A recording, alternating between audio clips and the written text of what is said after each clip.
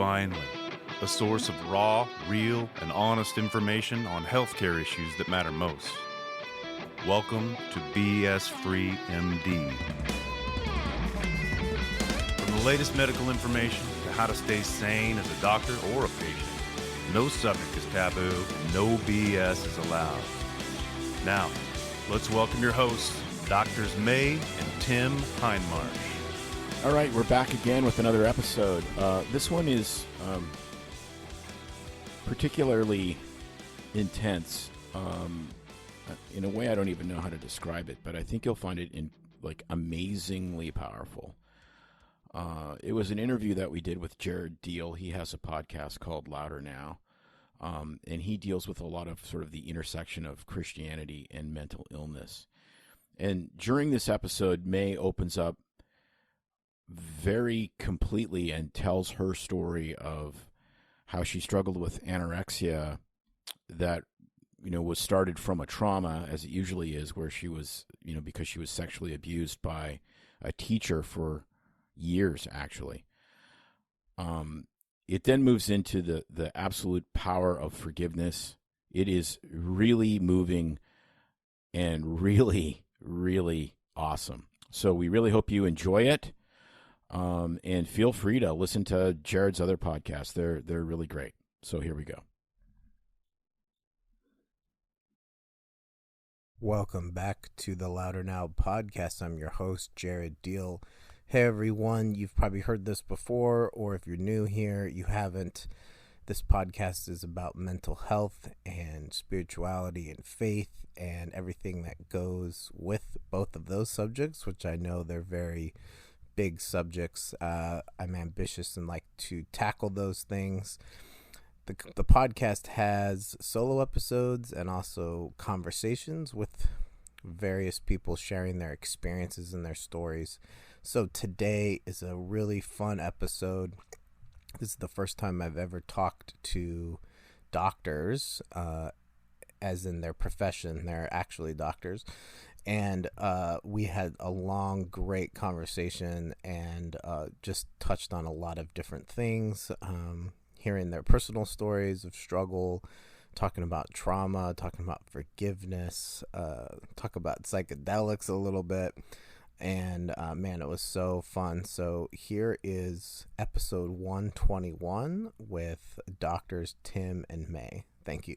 Cool. Well, thank you guys for being on the podcast today. I've done a lot of interview conversations. I like to not say interviews, but I've never had two people on at the same time. I don't think so. And also, you guys are doctors, and that's not the only thing you do. You guys also have a podcast. So welcome to my podcast.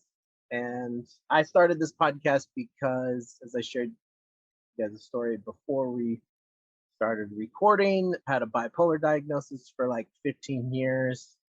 And I've also just been a Jesus follower pretty much since I was a little kid. And so kind of the podcast is just talking to people about sort of both subjects. But yeah, tell me a little bit about your guys' background and like your own story with your maybe mental health challenges, or even also how you decided to help people by becoming doctors, which is awesome. Well, here we go. I guess I'll start. But I don't, for me, the story of becoming a doctor dates way back to when I was like 10 years old and really had nothing to do with anything earth-shattering other than I was this curious kid that liked science and liked to do experiments in our basement and blow things up. And I was the girl that got the chemistry set for Christmas and baking soda, volcano. Yeah, and food coloring and all this stuff. And yeah. Girls can like science and blow stuff up, generically blow things, small blow ups, but in basements. And then it was kind of, now little May's going to be the doctor, and that was it. It was like proud parents. No one had gone to university. It was the die was cast. So there was a lot of baggage, though, that did go with that, leading to a lot of mental health challenges afterwards. And so my story basically then starts with I grew up in a really middle class, average home, oldest kid, and then pretty normal upbringing until fourth grade. And from fourth through sixth grade, for at least 3 years that I really can would say remember well, I was sexually abused by a teacher. And it was a bunch of us girls, and it didn't get pieced together until like I said, sixth grade, when one of my friends at the time, her dad was the superintendent of the school that lived across the street, and I said something to her, and she was a few years older and had the wherewithal to go, someone else said that. And basically my my parents and her dad had a meeting in the living room to discuss it, and it got swept under the rug, so to speak, that I just told them vaguely my story. This teacher then was put on early retirement. I grew up in a small town of it was a 10,000 people sized town. So, you would see this person, which, and back in those days, this was like the late 70s at this time, there was it was just things got pushed aside and you just moved on. And so there's no counseling or mental health. And I think as my parents, even because my father was gone a lot just because of his work. He was gone for 7-8 months of the year. He was a pilot. He'd be gone. And my mother was just doing the best she could. And unbeknownst to me, had gone through a similar thing, only it was a cousin that abused her. And it was dealt with by just moving on, sort of fixing the problem by physically removing her from that person and then never dealing with it. And I didn't know that until years later, my grandmother passed and all this stuff had come up. So that really was set the tone for what was about to happen in my life, because then moving on, just all kinds of things happened where I was afraid of men. I had a close relationship with my grandfather, my paternal grandfather, who was like a father figure, but I was scared of boys, and dating was not a thing. And, even some attraction to females that were really close kind of entered my mind, and that curiosity, I sort of acted on it vaguely in junior high. But as time went on and I, then thought, what am I going to do with my life? I got a lot of anxiety, and by high school, I had full on eating disorder, and I became anorexic because now I was going to be supposed to be this doctor, and all these expectations. I had all this other stuff that didn't get dealt with. And I was very depressed in high school. The fact that I excelled and did as well as I did is amazing. I tried to, I would say I almost attempted an overdose on medications. That was my mother's headache medications. And then she kind of found me in the bathroom, and still nothing really, no attempt at any help. It was just kind of like, oh, are you okay? So this is the beginning of my struggle with depression in high school, and to control everything with this eating disorder. And so off to college I went. It was a horrible time. I hated it. I then started to get bulimia on top of the anorexia, and I was a top-notch student in high school, and then moved from a town of 10,000 to like a big city, and so I become a small fish now in this big pond, struggling to even know who I was. And I started having a lot of bad relationships with boyfriends, and looked for a sort of love in a lot of wrong places, had a lot of sexual relationships that were just, one night stands and things like that. And then, of course, in Canada, where we grew up, the drinking age, of course, is 18. So you throw that in there. And okay. down where they don't really. I don't think I knew that, or I didn't know that. Okay. They don't really police it very, very much. Down, 18, like, half of the people when at graduation are legal age of drinking. So half or more. Yeah, because most people don't graduate when they're 17. I graduated. How many fatalities did you have during graduation when you were in high school? We had about 2 every year. We had 2 in our class. Oh, because of alcohol or Mhm. alcohol Yep. related? Like Yep. injuries? So the grad parties are full of alcohol. The parents provide it. They kind of lock you in. I mean, it's just nuts. And that was a long time ago, the 80s. But so Yeah. so alcohol is just the norm. And um, at this point, then there's other experimental things. I'd use some marijuana and some other experimental drugs, some psychedelics. So as you can imagine, and I'm still trying to get through pre-med.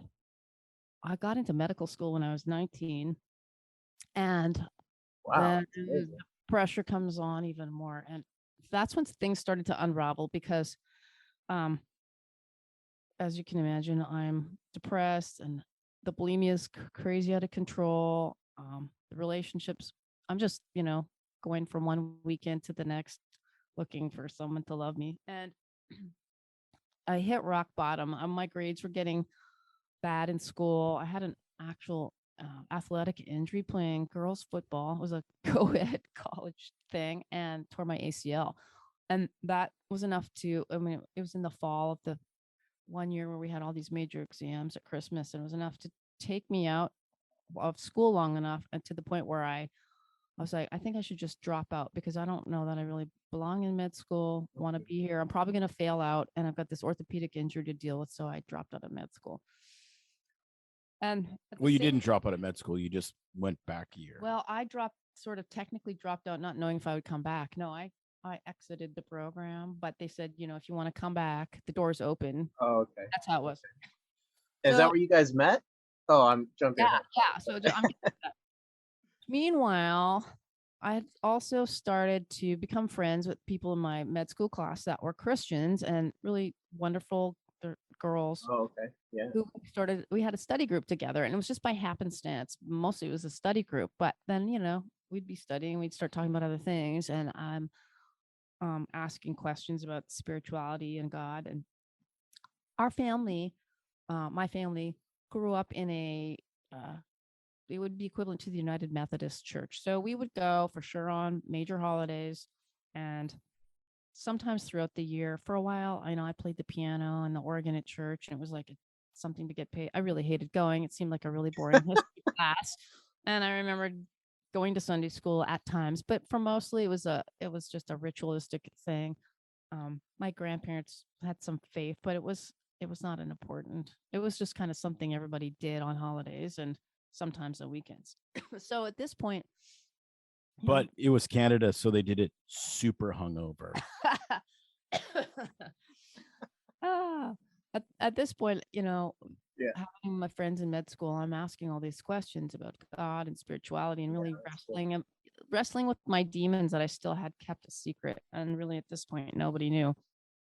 So, fast forward to this knee injury and, figuring out what I'm doing with my life. And I thought, man, I've worked so hard.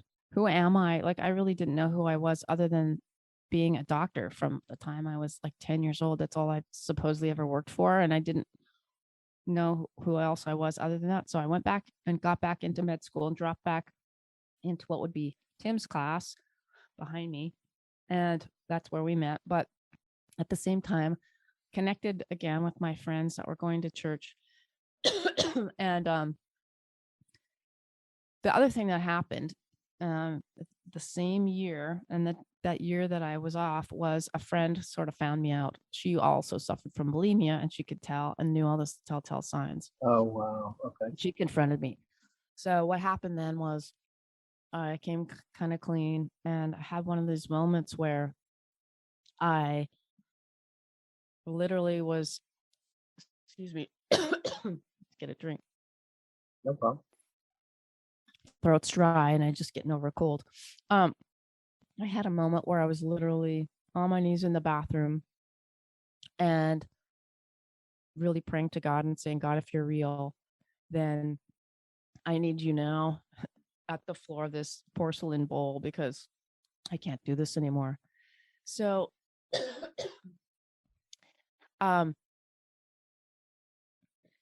yeah, I mean, sorry, it's kind of an emotional thing because I don't talk about it in this depth a lot, but so at that point, my friend connected me with a family doctor who was really schooled and knew a lot about bulimia, because this doctor had had it herself. And I got some really good counseling, and I started in a intense program in the summer that year that I was off med school, and did a one-on-one therapy session with people with eating disorders, which was amazing. It was like a day program, and I went all the time.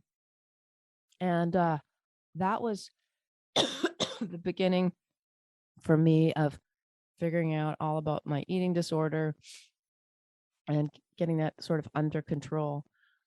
But it wasn't cured for a while. So I'm going to fast forward to, that I get into med school with Tim. I still connect with these girls. And at the same time, I start going to church. And one day I just felt this really strong call from the Lord, and there was an altar call, and I could tell I was being pulled. It was like a physical sense that I've never experienced, and unless you've had it, it's hard to explain. But God was pulling me by an electric current down to the front of the altar of that church, and He's like, I'm like, yeah, I need God. I'm ready to accept Jesus into my heart, because I'm nothing without Him, and I can't control my life. I can't cure my life. And if there's any hope, it's Him. I'm putting it all on the line. And so I went forward, and I got prayed over. I met some really cool people and got part of a little small group. And at the same time, Tim and I are becoming friends in med school. And I kind of share with him a little bit what's going on. And I got baptized in his family's church. And that's how I got saved. Wow. Now, Well, all the other yes, stuff. you met me, but you were also hunting me like a 10-point elk. You got to fill in the gaps. Oh, sorry about all this coffee. Oh, okay. She was hunting you. This is turned into a relationship podcast. Yeah. So the other thing It is was that actually we were it's becoming, actually Tim and I- bizarre. Like you look at us now and you're like, how did that mushhead get Tim and I her? were But becoming friends at the same time. We sat together in class. So we would have some really great talks. He was a very strong Christian and raised in a much different home, which he'll share. And so from my other friends from the class ahead of me, as well as Tim, I was really getting fed spiritually and getting a lot of questions answered. And once I started going to church with him at his family's church and decided to get truly baptized again, it all started to the wheel started to spin and things went into place. But fast forward, we get married 2 years later. I still suffered a lot with the bulimia through internship and residency year. And when we were first married, things were getting a little bit better, but it took a while.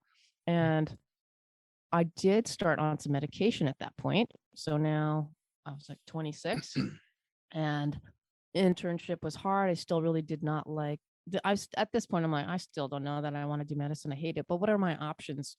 I mean, I can't really drop out and go work at Macy's because that's all I'm trained to do. Go sell cosmetics. I felt highly educated with no skills to do anything else. Right. I mean, it's kind of how it is. So I thought I might as well stick this out to the end.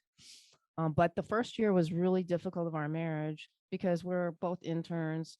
We're working different schedules. And my sister, who is 7 years younger than me, had to move in with us thanks to my parents' request.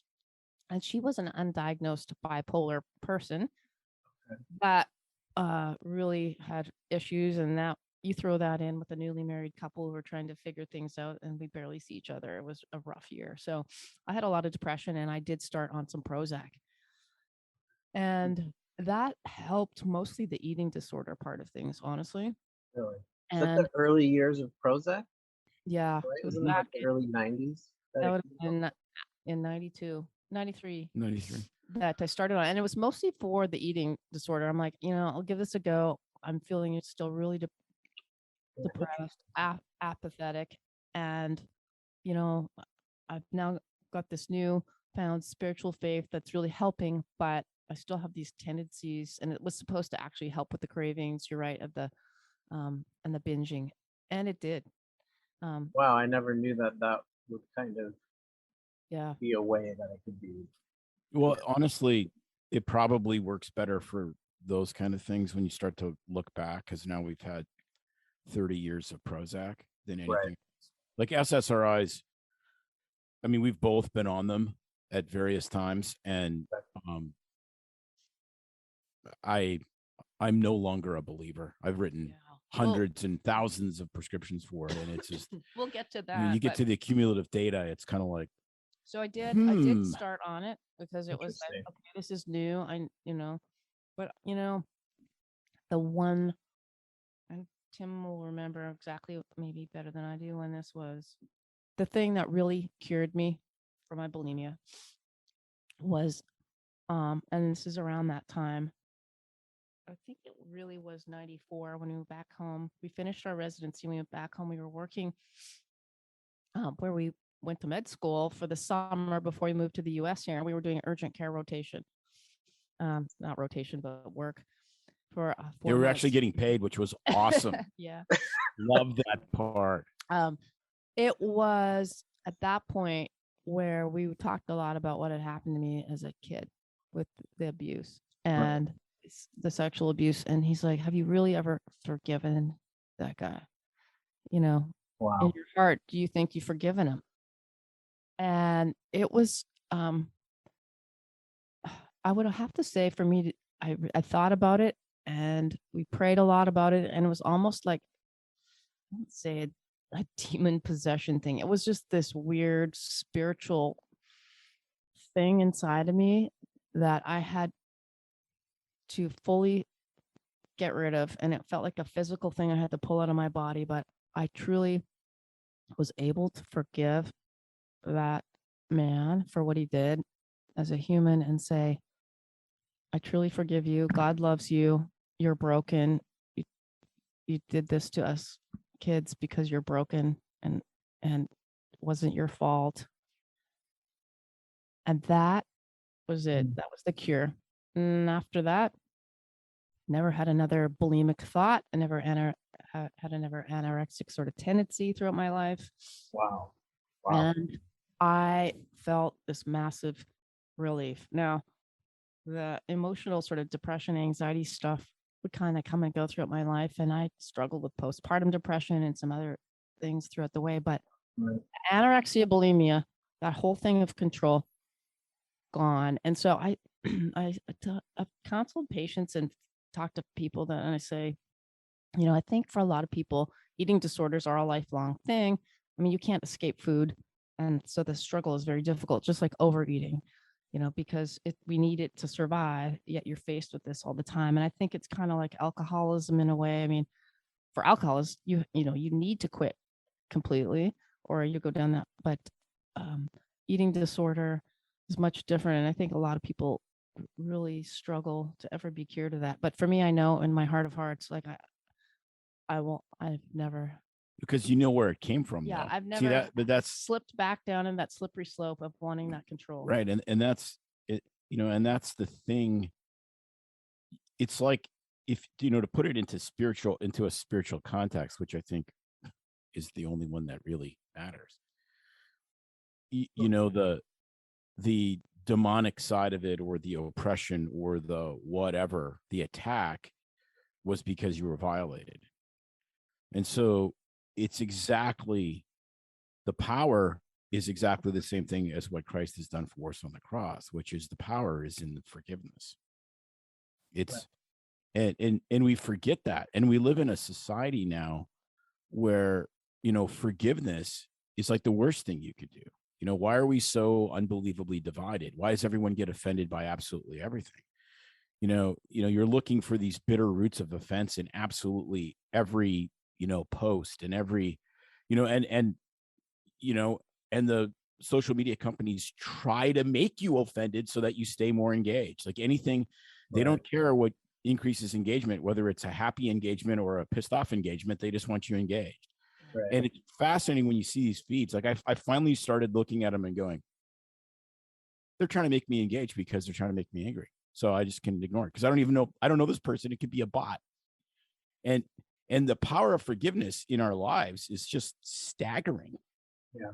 And totally forgotten. It's like somehow you got to win. Like, Right. no, eventually you got to forgive. That's how you win. Yeah, and with things, even in my life, I mean, and we all say more minor things where, someone has wronged you or things have happened, it really, holding that grudge and that anger and that hate in you is really only affecting you, not the other person.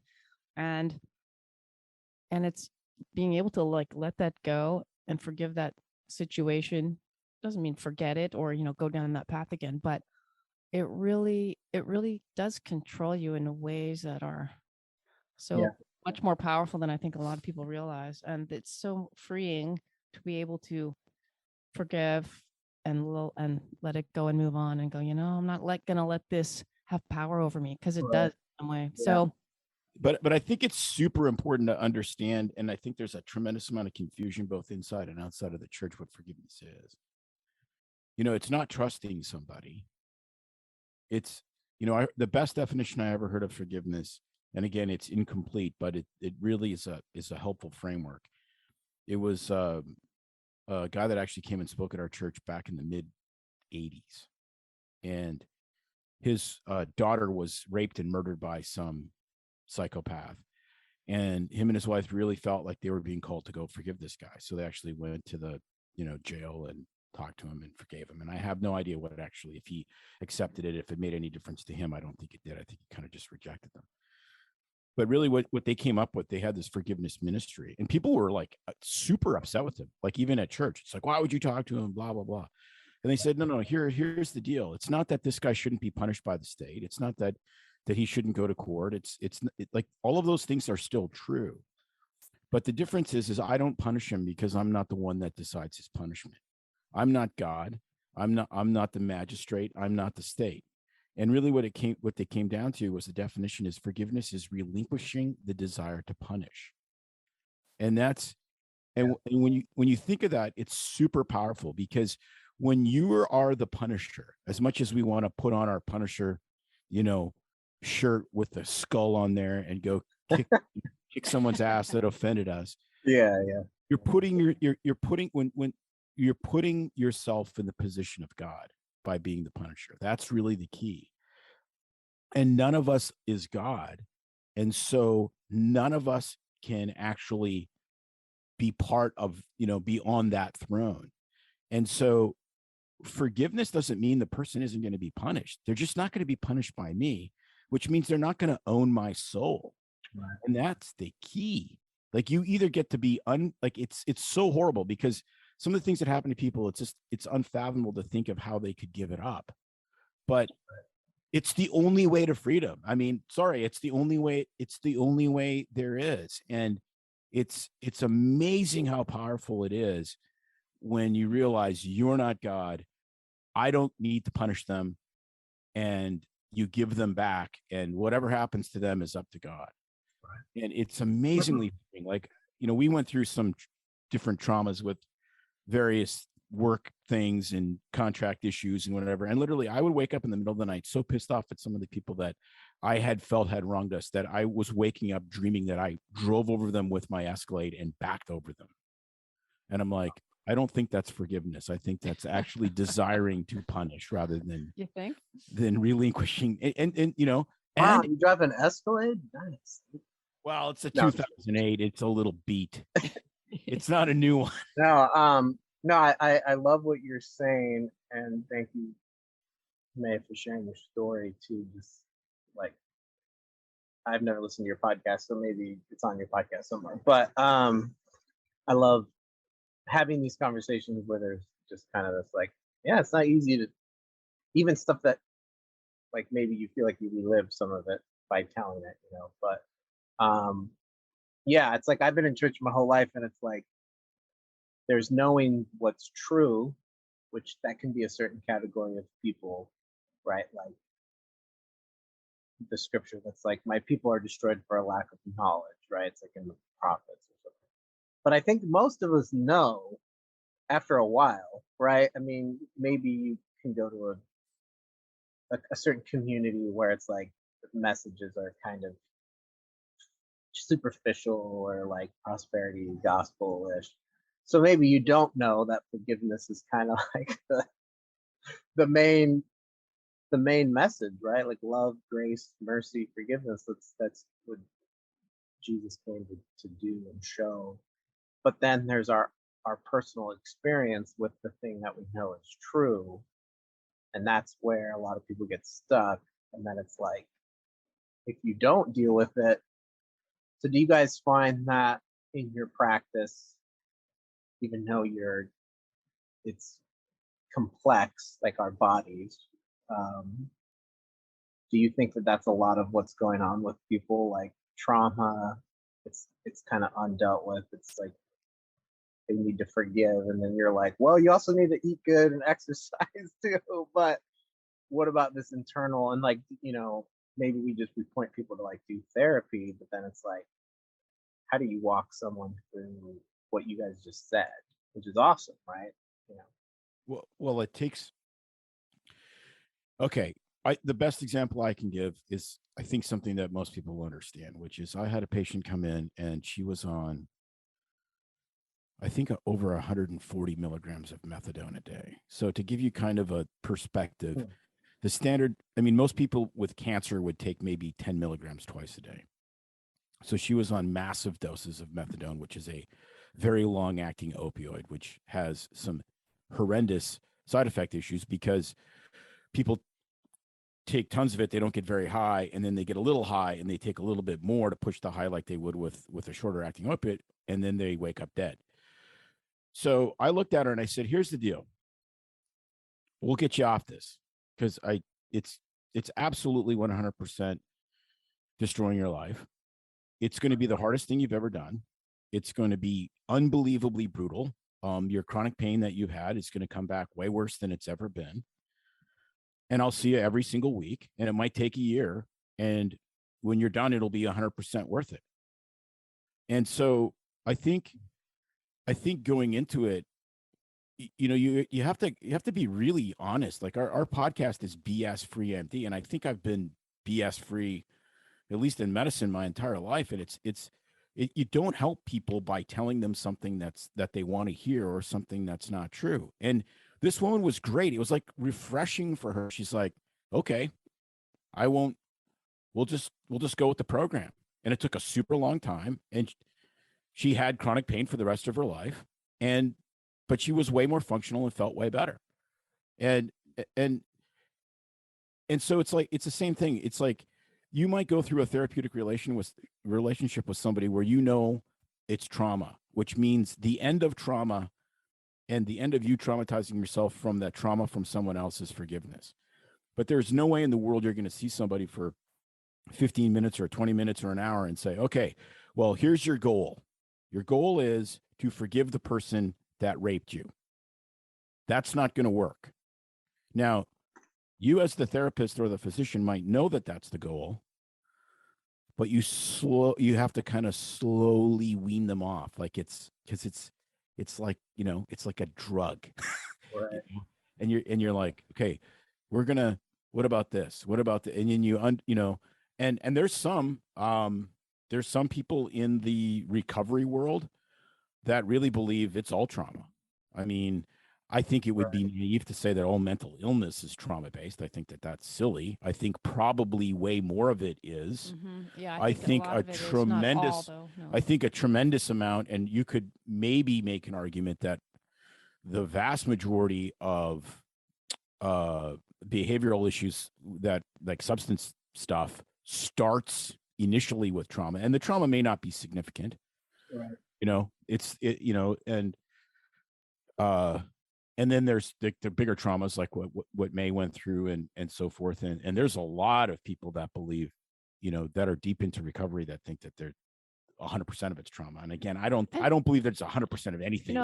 Just thinking of Yeah, I agree with in that. my family. I mean, I think that, and what we believed as doctors for a long time is the brain and mental health. And now, we know mental health is actually, there's so much more, there's so much hormones in and neurochemicals in the gut that play a part in neurotransmitters and brain health, etc. But we used to say the brain is like another organ. Sometimes your pancreas doesn't make as much insulin, and sometimes your thyroid just doesn't make as much hormone anymore, and we have to adjunct that with supplements. And for some reason, people's brain neurotransmitters don't function as well as they should for somebody's sort of baseline. And maybe for a while you were fine, and then something happens and your brain decides it doesn't want to make the right amounts of serotonin or norepinephrine or whatever. And so therefore, let's give it some drugs to like replace that, right? That was the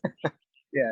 So I would say that I do believe, mental health issues can be, for sure, we all know it can be hereditary. I think a lot of cases, even in my family, there's bipolar disease, and how it unmasked. I would think with my sister, but I could be wrong.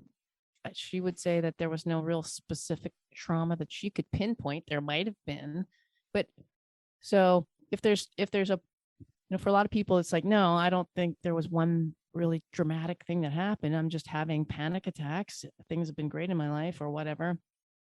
I think it can be multiple little small insults that add up, nature and nurture and all that, just like anything else. So, So my point is that, sometimes you can definitely blame it on certain traumas or things that happen as you're developing as a kid and your brain's developing. We know your brain's developing until your mid-20s for sure, but maybe it's a subconscious insult that you don't really notice, but maybe not. Yeah, but I think that where we get into trouble, and I for sure we have seen this in ways in the last year with COVID and just with the political discourse and whatnot, is and it's a real problem. I think there's this deep-seated kind of human bend to tribalism, and so we try to make everything binary, right? Everything's binary. It's like the COVID vaccine is great, therefore everyone should have it. Well, no, not necessarily. We don't give meningitis vaccine to everybody, but we do give it to young people going into a dormitory and in university settings, because that makes sense. The cost benefit ratio at that point, the risk benefit ratio makes sense. We have great chemotherapeutics if you get testicular cancer, but May's never going to need that treatment because she don't have the testicles. So, the two things can be seemingly contradictory, but at the same time can be true. And so if trauma is the source of where your addiction came from or where your anxiety disorder came from, then it stands to reason that the treatment of that should go back to that trauma and for lack of a better term, unpack that and deal with that. And that may be primarily talk therapy. It may be some medication. It may be a combination of that. It may be a combination of that with exercise. It may be a combination of that with exercise and a different diet and altering your gut microbiome. Like, there's lots of complex things that interplay with this. But, what we've been sold in modern medicine is a very binary position. Oh, yeah, your brain is broken. We don't really give a crap about why your brain is broken. Right. Yeah, here's the medicine. So here's the medicine. Or ECT or a lobotomy or whatever. And who's happy? Who's happy? Well, I'm happy as a doctor because I've seen you in 10 minutes instead of 2 hours. So I get to see another patient and bill somebody else. The system I work for is super happy because the more productive I am, the more money they make. And the pharmaceutical company is absolutely laying down and peeing straight up in the air. They're so happy because we're pumping people filled with tons of pills. Yeah. And so, but not realizing that there's some people with medications that will save their life with mental health. There's absolutely no question of that. At the same time, there's lots of people we've made way worse with pills because that wasn't what they needed. Yeah, for sure. Yeah, this is, I guess the fun part about having a podcast is kind of like having a blog or something. You're like, oh, you look, I've only had it for 3 years, but it's like, you see how your opinion changes, and the spiritual word for this would be like humility, right? Which that's not really a word that the world would use, maybe teachability or something like that, right? So it's hard to be, the thing that's hard is, like, you guys know like I have the patient perspective, not being a doctor. And I really respect my current psychiatrist, but really at the end of the day, he's not really gonna ever recommend psychedelics or like other, you know what I mean? He's not gonna be like, hey, you're doing really great. You haven't been in the hospital for 2 years. Hey, let's try something new, right? He's just probably not gonna do that. You know? So the person that has the hardest time is the patient. If what kind of what you're saying, like if it's not meds or in this, my journey of like, oh, I was over medicated and yeah, I was resilient and I was a fighter and I did the best I could to like stay alive. That ended up, you know, whatever. Then I got off the meds on my own and that was my own bad decision, but a lot of people now, I think we just, now that these medications have been around for a long time, like, what's the effect of people who've been on stuff for like 20 or 30, 40 years? That's more conversation we can have. I know there's like Latuda's new, or you know what I mean? There's like new stuff, but it's a really tricky conversation because I'm like, if someone was struggling, I wouldn't just go, I would be like, hey man, if you can figure out how to do this without pills, I mean, Right. like No, let's try to figure that out. and Like what's no, that conversation like? we know a really, actually, we'll send you the link after, but a really renowned psychiatrist, Dr. Peter Bregan. Is he in his 80s now? Yeah, he's like in his late 80s. Who now would say that most all medications, you're right, totally mess up people's brains, and we've been over medicating, and almost no one should be on them. Now, you're right. There's a time when you need to, have a rescue medicine and Well, do if you're suicidal, that's a tricky right. right. But you Yeah, would say that in yeah. general, probably most everybody, it alters your brain and not for the good, and that we're all broken, and that it sucks to have something that's broken, but it's better to be slightly broken than to be more broken on some of these medications. And Right. what happens? But, again, and the guy is amazing. Like, he's an absolute saint. And, but, at the same time, we have had this conversation with him and, May and I after, like, well, yeah, I think that, I think in general, we've way over medicated people with psychotropic medications. I don't think there's any question of that. But at the same time, we've taken people that are severely mentally ill. And, when it was One Flew Over the Cuckoo's Nest, which was in the early, the mid 70s, we just locked these people up and we medicated the living crap out of them. And we gave them ECT and we did horrific things like lobotomies to them. Absolutely terrible. Okay. But they weren't homeless. They weren't living in a tent. They weren't shooting heroin in them, and they weren't running naked through the streets. Okay. Right. So then we had all this patients' rights stuff, which makes sense because, the horrific nature of institutionalization of the mentally ill was so bad.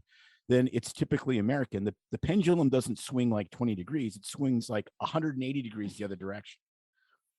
So it's to the point where we would see people who were so unbelievably ill, but yet because they weren't overtly homicidal or suicidal, you can't do anything against their will.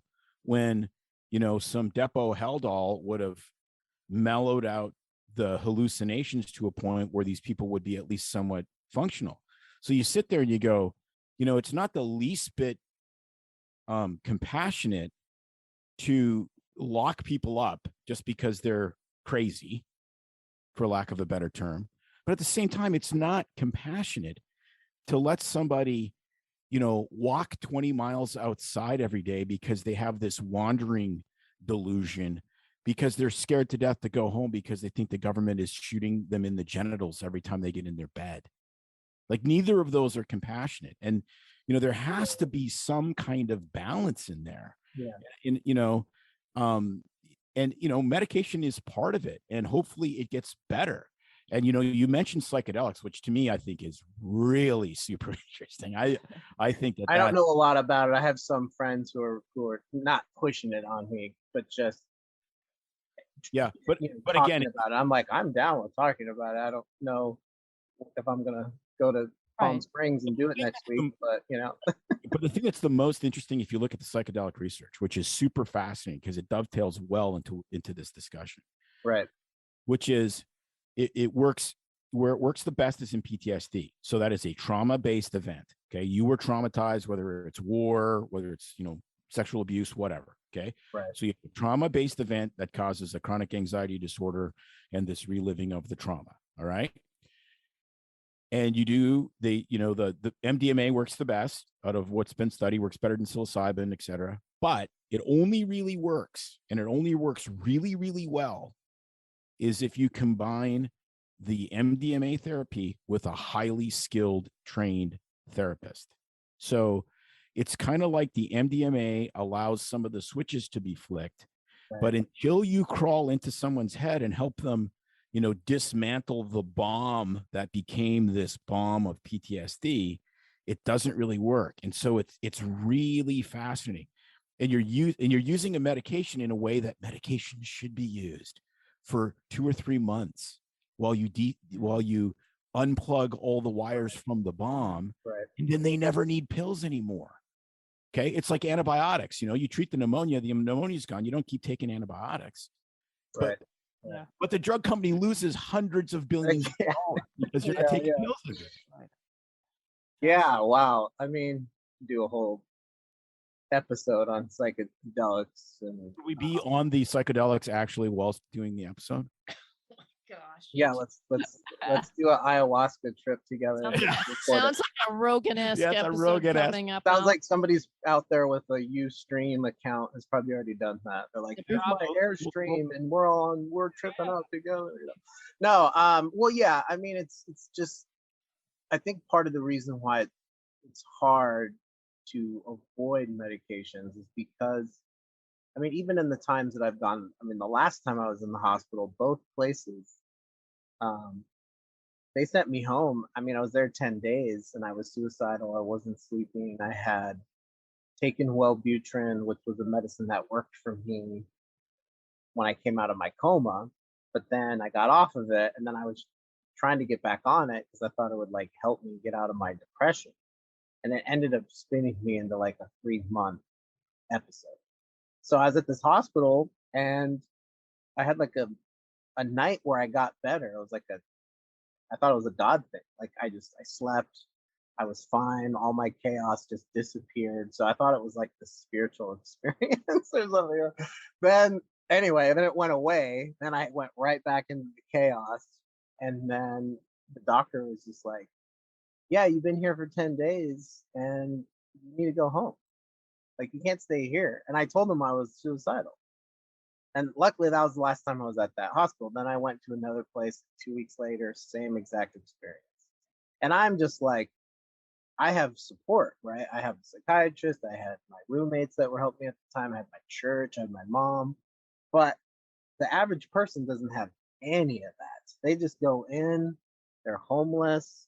It's like almost like, I'm not trying to like just be negative on the system because I know that it's a hard job, but there's nothing that they do for people other than, try some meds and then like send you home. And it's like, whoa, the work and the hard stuff is all of the stuff that doesn't really have to do with medication.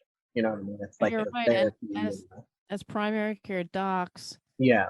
it's so hard and frustrating when we see that too. I mean, I remember so many times I would send people to the hospital and you hope that in the ER they would get somebody from the local mental health to come down and do the assessment. And if that happened, it would be a 30% not even chance that they'd even just get admitted to the hospital or to the local psychiatric hospital for admission and management. I mean, and usually Well, you they, usually have to be suicidal, right? yeah, often it was like, no, they just send them home, make an appointment. like, it would for weeks later. Because you guys don't prescribe. Really suicidal. Yeah, I know. It would be Well, so right. frustrating. That was my experience. I was like, I have to, if I really want to go, you got to hold on to the suicidal narrative. I mean, even if it's Yep. like passive thoughts, like, oh, well, you have a plan? Do you have a plan? It's like, because we're full, so you better be like seriously hurting. But then you're only there for like a week, so if you get Right. it, But the thing that's fascinating about this is like Yeah. this is where if we had a model where it wasn't just institutionalizing people forever and lobotomizing them like, cuckoo's nest, but where you actually had like mental health rehab facilities, right? So you might have inpatient hospitals, long-term care kind of place. right? Yeah. And so somebody goes into, and you might have people, just like we have people with terrible MS that are bedridden, that are in nursing homes from the time they're in their 30s, which is super unfortunate, but they are cared for and they are fed and you can give them medications. What if we had more of a model like that in mental health? Like, because you're right, they're homeless. It's like, well, they can't stay in the ER because they're not dangerous enough. They have no place to go. They have no support. Well, if you're that desperate and you are that, suffering that greatly, and you can go to the tent city and score some meth or heroin, why wouldn't you do that? Like, that seems entirely reasonable if you're that ill. And so, there, it's such a big piece of what is blighting our cities now, which is, okay, let's think about institutions differently, not like institutions, but like rehab. Like we send, if you're 80 years old and you get a hip replacement, you go to a rehab facility for 2 weeks. So if you have, mental illness and you're in the hospital for a week and now you're not acutely suicidal, then and it's just, Well, people go into hospice and graduate from hospice. Sometimes they, a year later, you like, didn't oh, die. you didn't Congratulations. die. You got Yeah, yeah. Boom. But there's I mean, not a lot of long-term places no, though, or there's- if it is, it's for drugs. So Correct. and there's a tremendous amount of money in rehab. That's a whole other story. We might do an episode on that big rehab. But I think Yeah. Oh, we yeah. put into dementia care. I mean, now these are, with people dementia care, and they're in there with no hope of getting out. But look at all the time and effort, and it's just like almost like we don't even give it a second thought. When grandma or grandpa is like their brains failed, they can't care for themselves. Now their spouse can't or their kids can't. So it's like, okay, into the memory care facility they go because they need help. And so, Yeah, well, right. well, And like in mental health- LA, they're building No. homeless people apartments for an average of like 550 grand per person. And you sit there and you go, okay, hang on. Whoa, time out there, sports shoe. There's only 3 reasons why somebody is homeless. Okay. They have a mental illness, which does not allow them to assimilate into society. They're in a tough luck situation because they're between jobs and they were Yeah. abandoned by a spouse or something like that. And those people generally do not stay homeless for No. very long because they can use the system to their advantage and get out of their plight. We've known lots of people like that. Okay. Or they're drug addicts, or they're people that actually want to be, and I know some people that have associates like this. They're urban camping. They just never fit into society. There's 3 to 4% of your society that will never Yeah. assimilate into anything. Okay. So how does buying them a house help?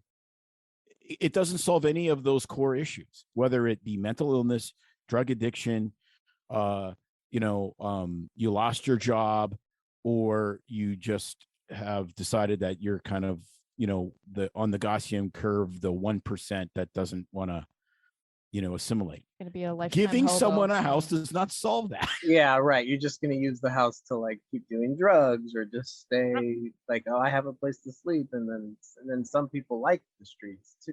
So Right. It doesn't get to the root of the problem, right? yeah. Wow, Yep. guys. Well, we just covered a lot of stuff. I was gonna jump in, and this is Yeah. another could be a big topic, but the Yeah. other important thing I think is, which is what we're doing now, and your podcast is doing, is people. I mean, just being able to talk about it, like getting to the root of throwing pills at it. I think cognitive therapy, from my own experience, but even groups that we've done and home groups we've done through church and with friends, and just psychotherapy that patients have done. I mean, cognitive therapy and talking to other people whether on a highly skilled level like that versus having friends, is so important. It's just to sharing how people are feeling. And today's day and age and how society is, where you don't have to talk to anybody to survive. You don't have to even leave your house to work. You as a teenager can text and don't have to talk to anybody. I remember our kids for a while be like, I can't talk on the phone. I don't talk on phones to people. I don't know. People are losing touch with each other and what's normal. And kids don't grow up like going out and sharing their feelings or how scared they are to go on a date or to ask somebody out to a dance. I mean, you don't have to. And so even losing those basic skills and knowing how to interact with others, we're even losing the ability to share how we're feeling with people and say, yeah, we're all messed up. We all have these feelings. This is how I cope. This is what helps me. Maybe this would help you. And feeling like you're not alone. And I think that's what we're seeing happening in society is, I mean, the suicide rate, we were talking about this, is not really changing in this country at all since the 50s. But suicide rate since 1950 is unchanged, believe it or not. Big massacres and what's going on and people hating on other people is like people don't understand. They feel alone. They feel different. They feel isolated. They feel like they're unique. Then no one's like them that has these thoughts going through their head and I think it's really gonna, I don't know. I just want people to share those feelings with intimates, like with actual other people in the same room and not on Facebook. That's just all I ask. But I love what you're saying. Yeah, we've lost a lot of the because that stuff has to be a give and take, and it has computer to the cell phone. We've really lost it. Has to be human interaction because it's like, give me a shout out if somebody lost someone from cancer, or give me a shout out if it's, whatever awareness week. And it just, I mean, I'm this, cynicism. Well, sarcasm is my love language. And so it really, like, there's a point, like, no, you need human interaction. Human connection is powerful. And you might need professional human interaction, but it needs to be a human interaction. Well, yeah, I mean, I think the faith part of this, which I know is, like I said before we started recording, I'm like, it's kind of ambitious to tackle both subjects, but I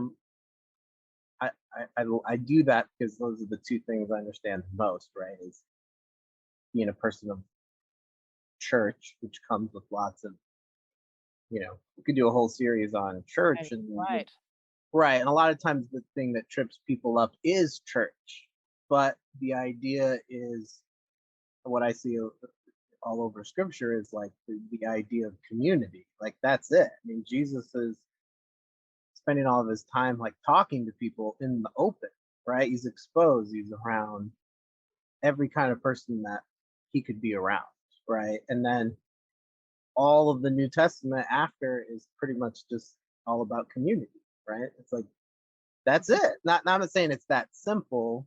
It's community, and it's also believing in something bigger than yourself. I mean, if we're just all evolutionary gnats, ants, or animals, that's pretty hopeless.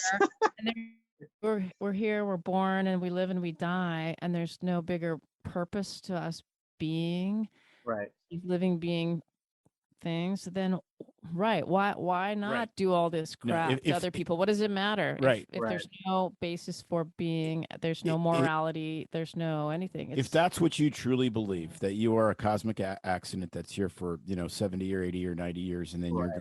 I don't know if people really think that. Well, maybe they but if you really do, then actually we have way too few mass shootings because we should have way more. But I think you're right. I think people out there in the heart of hearts don't.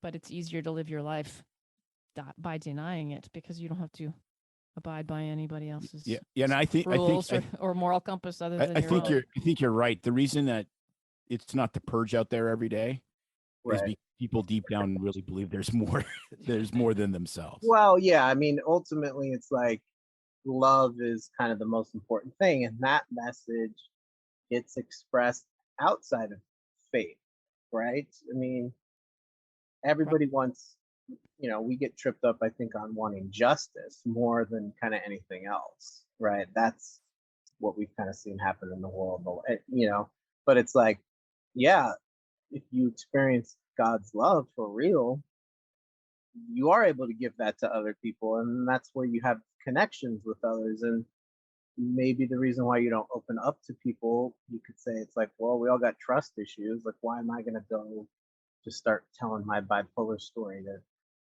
a bunch of people? And like, I don't know, how's that going to go?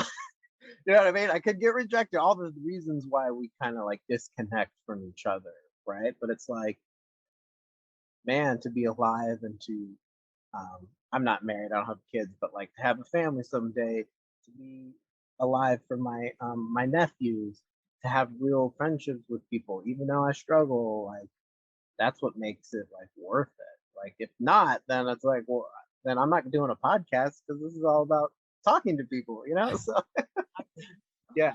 So No, this has just been, this has been really great. I love what you're doing. Like, I think the combination of taking what you know most, which is your faith, and the mental illness part is brilliant, actually.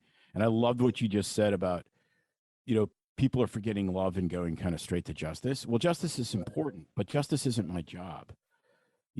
Like, yeah, it's complicated because it's like we can't avenge. I mean, look at these like shootings. Like, look at all the pain. It's like usually the shooters kill themselves, so then it's like you're left with all this pain. But then if like the guy lives, we want him to be like locked away forever, but it doesn't take away the loss.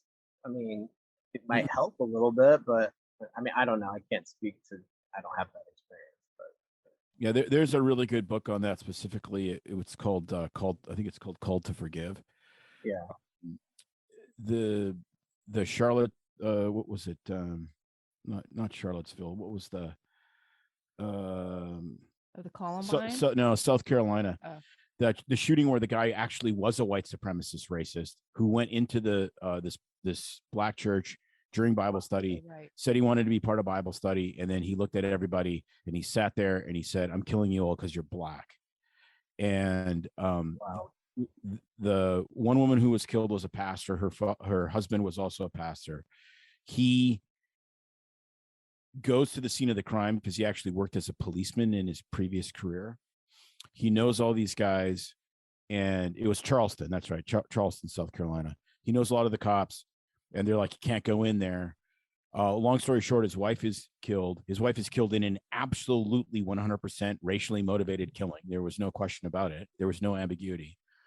And he goes to the bail arraignment for this guy, and he stands up and says, "I forgive you because Jesus told me to, and you should accept his forgiveness so you don't go to hell." And he wrote a whole book about this, and it was fascinating because he goes, I don't want Dylan Roof, the killer, is God's problem now. He's not my problem. I never think about him because I don't have to, because he's not my problem. Now, whatever the justice system does with them is fine with me. Yeah. And it's just fascinating story. But here's the thing that's the most interesting. He stands up in public a few days after this happens at this arraignment. It's a bail hearing.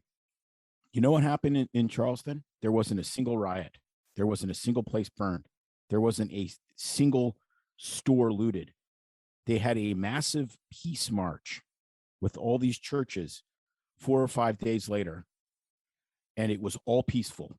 And it was all because one man chose to suck it up and preach forgiveness and not vengeance. Yeah, interesting. And you think of these other, terrible atrocities that happen, and it when it's vengeance, your city burns down. When it's forgiveness, you get a peace rally. It was absolutely amazing. They had nothing. Yeah. Nothing Wow. It didn't make the news because it wasn't they weren't burning the place down. Yeah, let's go on the news and talk about people being at peace because of forgiveness. Like, It's Not a story. It doesn't sell. No. yeah, I just looked up. I just googled the book called "To Forgive." Anthony Thompson. Yes, that's the guy. Wow, guys! Wow. Okay, so we just talked for like an hour, so I don't want to take up your your whole night, but this is so fun. So let me, and we can totally do part 2 sometime too. I'd love that. Let me try to kind of conclude. We just talked about a lot of great stuff. So what do you got? What advice would you guys give to people who are like, that you have experience with this as being there as doctors, but what would you say to people who maybe are struggling right now? Like they feel overwhelmed. It could be suicidal thoughts. It could just be the world just, feeling overwhelmed, and like, what advice would you give to that person that's really hurting? I would say, no, you're not alone. Yeah. Know that, look to your right and look to your left, and those people around you have gone through the same thing, and that there's people that out there who love you and care for you, that want to help you, and there is help available, and that you are worthy just as much as anyone else. When I've been in the pit, I think Winston Churchill called it the black dog when he would go through bouts. Yeah. The black dog is back, which is the thing that actually helped the most. There's two things. I always had the prayer of, this is so horrible, I don't want it wasted. So God, whatever you got to teach me through this, teach me, because this is the least number of times I have to do this, the better. And the second thing, when things would get really, really rough, was I always knew it would get better. Now, it didn't mean that it couldn't have gotten worse, because it definitely could. But I think for a lot, especially in depression and anxiety, you kind of get convinced that it never gets better. The fear is, what if I feel like this for the rest of my life?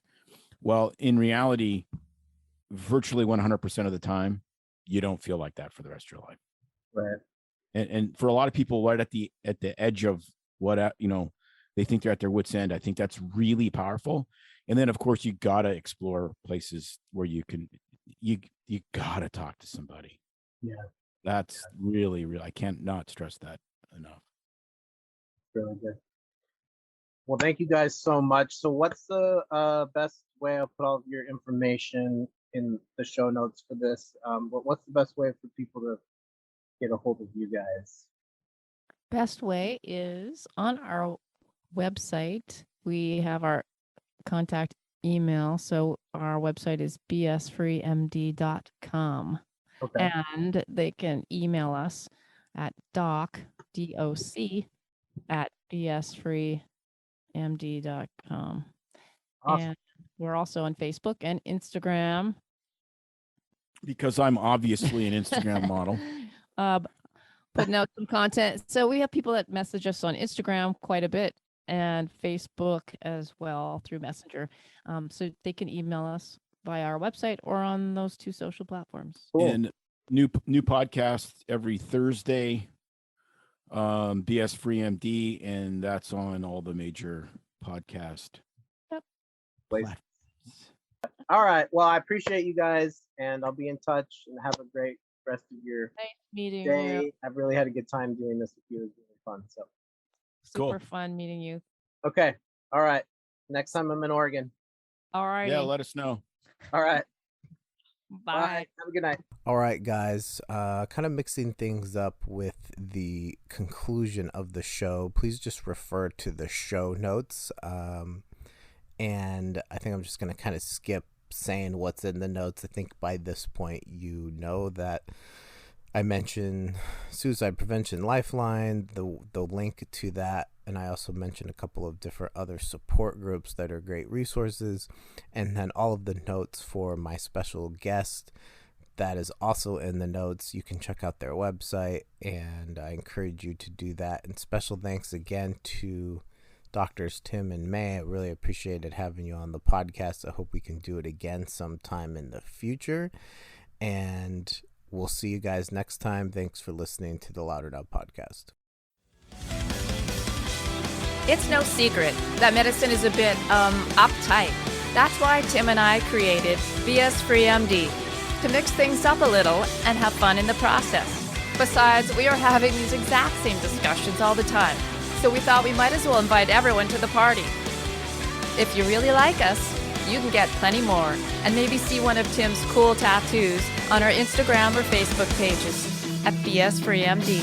See you next time.